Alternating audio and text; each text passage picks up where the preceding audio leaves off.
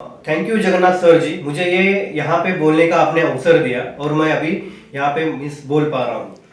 मेरा नाम हंसराज पगार है। मैं ठाणे से यहाँ पे आया हूँ।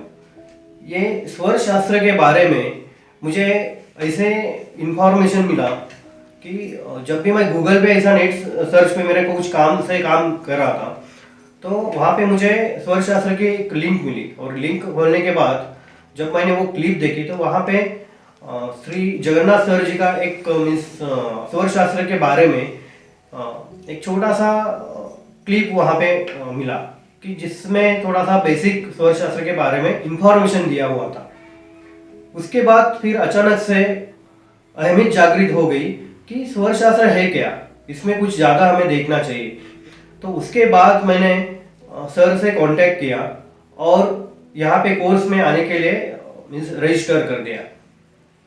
यहाँ पे आने के बाद पहले तो मुझे स्वर के बारे में कुछ भी पता नहीं था और यहाँ पे आने के बाद यही समझ में आया कि स्वर यानी सांस। ये टोटल जो शास्त्र है ये सांस के ऊपर है। सांस तो हम जनरली बोलते हैं कि हम ऐसे ही कभी ख्याल नहीं देते, हमारे जीने के लिए सांस की खाली उपलब्ध या आवश्यकता है। बट सांस के या स्वर के और भी कुछ बेनिफिट है जो कि बहुत सारे रहस्यमय है, जिनके ऊपर हमने कभी ख्याल ही नहीं किया। यहाँ आने के बाद वो रहस्य सब मैं जान सका। तो स्वर में पहले मीन्स ऐसे भी समझ सकते हैं कि खाली हम श्वास लेते तो ऐसे दोनों नोस्ट्रिल से ही श्वास लेते हैं, पर यहाँ पे आने के बाद ऐसा समझ में आया कि अरे ये तो कुछ अलग है। हमारे जो सांस जो चलती है या स्वर जो चलता है टाइम में एक ही साइड से चलता है, तो ये अल्टरनेट साइकिल पूरा दिन रात चालू रहता है।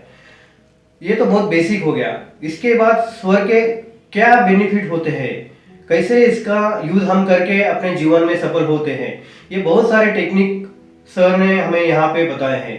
इसमें जो है एक बहुत इंपॉर्टेंट जो है वो 360 लाइफ सक्सेस का टेक्निक उन्होंने दिया। इसमें बहुत सारे प्रोग्राम्स हैं, 90 डेज प्रोग्राम है, 25 डेज प्रोग्राम है, जो कि वो हमने अगर किया, फॉलो किया और पूरी अहमियत से किया तो 100% यहाँ पे श्योरिटी मिल सकती है कि अपना लाइफ का जो गोल्स है, जो भी हमें अचीव करना है, जहाँ पे हमें जाना है, तो हम सक्सेस कर पाएंगे।